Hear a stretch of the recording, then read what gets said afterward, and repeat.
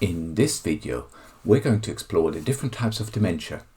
At the end of the video, you will know the difference between Alzheimer's disease and dementia. We're also going to explore what other dementias are there. And finally, we will look at different classification system of how you can classify dementias. As a bonus, we will talk about what implications will this have for dementia, so please stick around.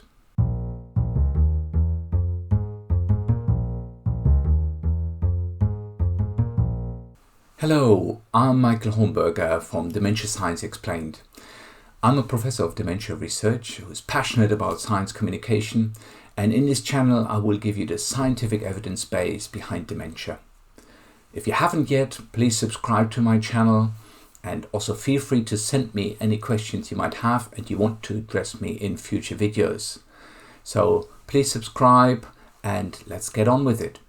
One of the most common questions I get asked when giving public talks is, what's the difference between Alzheimer's disease and dementia?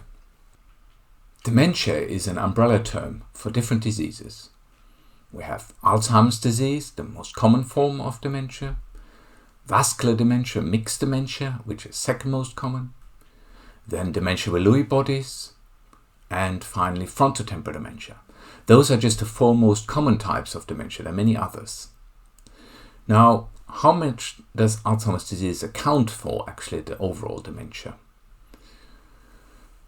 Well, Alzheimer's disease accounts for roughly 60% of all dementias. So the majority of people with dementia have Alzheimer's disease. Then vascular dementia, mixed dementia have another 20% of all dementias. And finally, we have any of the other dementias have another 20%. So we can see that's why people really get confused between dementia and Alzheimer's disease, because Alzheimer's disease is the most common form of dementia. But how many types of dementia are there? That easy question is actually not that easy to answer. It depends how we classify different dementias. Most commonly, we classify dementias via the clinical symptoms. Now, if you come to your doctor and have certain symptoms, for example, you report having memory problems or problems with spatial disorientation, your doctor will consider, based on the symptoms, that you have Alzheimer's disease. This is how the clinical classification of Alzheimer's disease or dementia works. We base it on the clinical symptoms. So how many different types of dementia are there based on the clinical symptoms? Well, we have, of course, Alzheimer's disease, which we've discussed already, mainly memory and spatial disorientation symptoms. Then we have vascular dementia. Vascular dementia can present in a very varied way because it depends where the blockages and leakages of the blood vessels are in the brain. And then we have a mixed dementia, which can, as the name implies, can have a mix of Alzheimer's disease and vascular dementia clinical symptoms. Now, which other types of dementias are there? Well, there is, for example, a more visual form of dementia called posterior cortical atrophy. People with posterior cortical atrophy have usually more problems with seeing things and vision problems. Then there's dementia with Lewy bodies. Dementia with Lewy bodies is much more about having problems with your movement, but can also have visual problems. Because of its movement problems, dementia with Lewy bodies is very often similarly considered to Parkinson's disease dementia. And Parkinson's disease dementia is really people who have Parkinson's disease but develop dementia at the end of the disease. So those two are very often seen as very similar. Other types of dementia who affect more the movement are corticobasal degeneration and progressive supranuclear palsy. Both of them can be quite difficult sometimes to distinguish because of the movement problems people have. Now, then there's a whole group of frontotemporal dementia patients. Stop here. Again. There's a whole group of frontotemporal dementia people. And under the frontotemporal dementia syndrome, we consider three clinical subtypes. The most common one is the behavioral variant frontotemporal dementia, then the semantic variant primary progressive aphasia, and the non-fluent variant primary progressive aphasia. There is a third primary progressive aphasia called logopenic variant, but it's not considered to be part of frontotemporal dementia. Now, what symptoms do these people have? Well, behavioral variant, the name gives away, these people have a lot of behavioral changes, but also some language changes. While both the semantic and the non-fluent primary progressive aphasias have more language problems with some behavioral changes. And finally, the logopenic variant has really more language changes. Then finally, we have also motor neuron disease with frontotemporal dementia, which is really more motor symptoms, which can also have behavioral changes. All in all, we can say there are around 15 clinical subtypes of dementia who can present with varying different symptoms. This seems all pretty straightforward, doesn't it? 15 dementias, there we are, that's the number. But here comes the twist. The other way to classify dementia is what usually scientists do more commonly.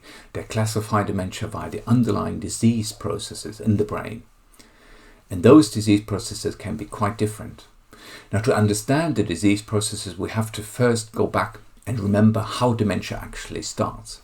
Well, scientists, of course, very often look through the microscope to analyze dementia, in particular looking at different brain areas of people who have dementia.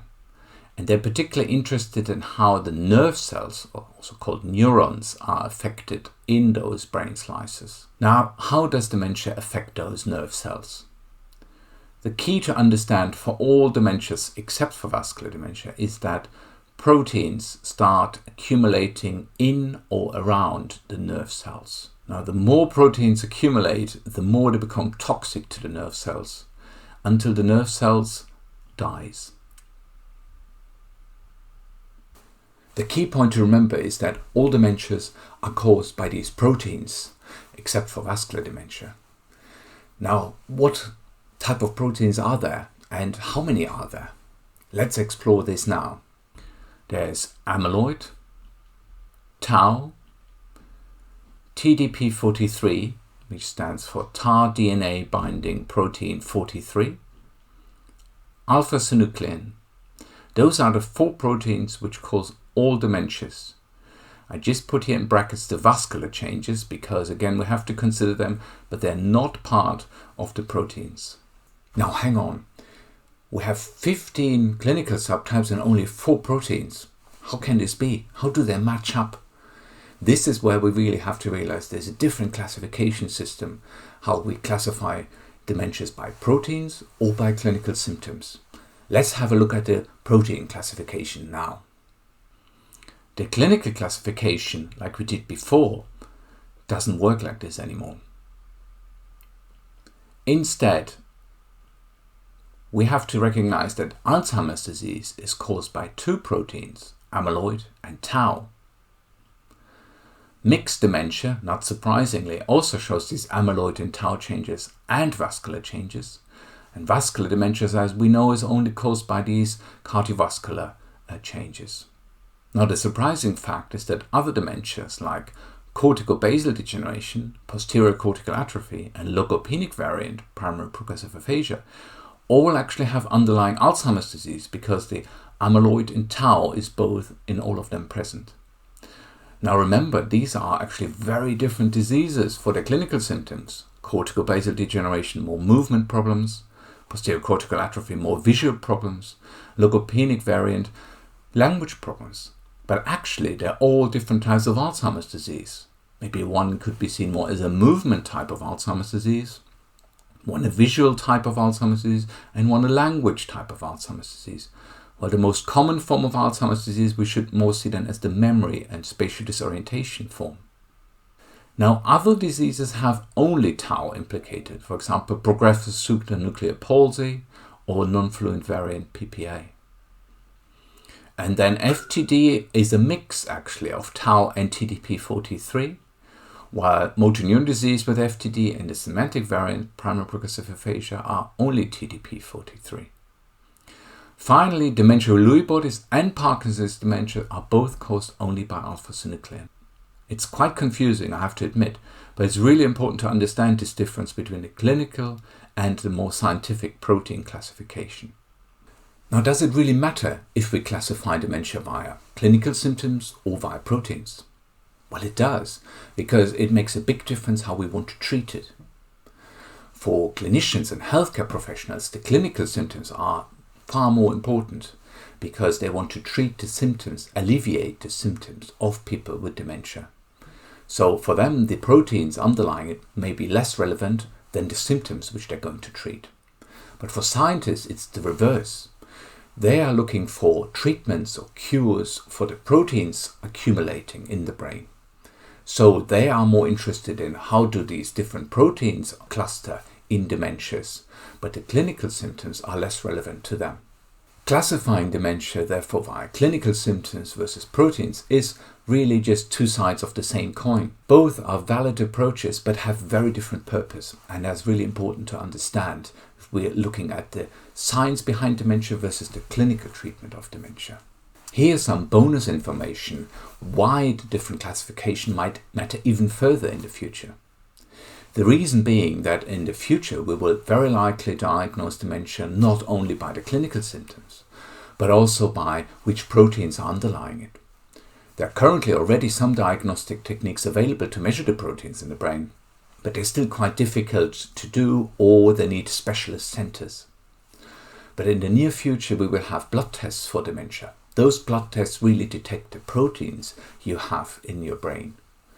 And if we know the proteins, we can treat those proteins. So it's an interesting question whether actually in the future the proteins might become more relevant than the clinical symptoms. In particular, of course, if we can treat dementia before people develop symptoms, then you don't need to treat the symptoms at all. Let me know in the comments what you think about the protein versus the clinical approach, and whether you think one makes more sense than the other. Please don't forget to subscribe to my video and give it a thumbs up if you liked it.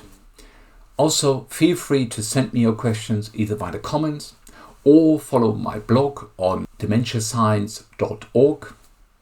You can also follow me on Twitter and Facebook. I see you in the next video.